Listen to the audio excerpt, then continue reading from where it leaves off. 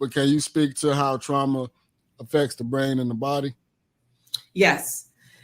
Dr. Vander Colt, he is the author of a book called The Body Keeps the Score.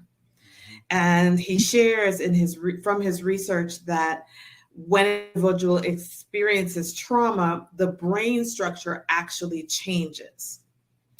And when the brain changes, the body responds. So years later, an individual might get sick suddenly. Dr. Nadine Wilson, she's the author of The Deepest Well. Okay. She talks about early childhood experiences that also are a significant factor in sickness later on in life. In her book, the first chapter, she talks about a man who's 40 years old who had a stroke.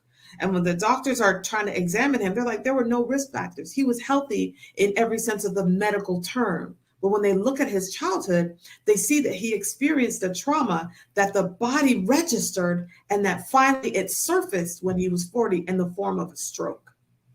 So we have to look at childhood traumas and experiences that once we can make a connection to them, we can actually avoid sicknesses later on in life.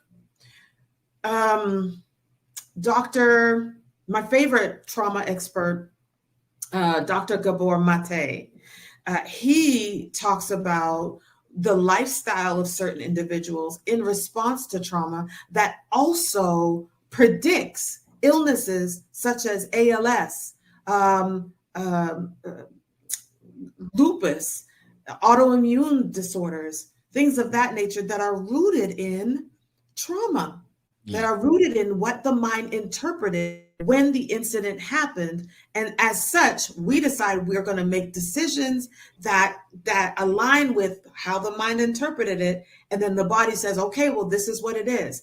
I hate myself. I don't like myself. I don't want myself. And then the body goes, okay, it starts turning internal, autoimmune, and it starts kind of dying from within, right?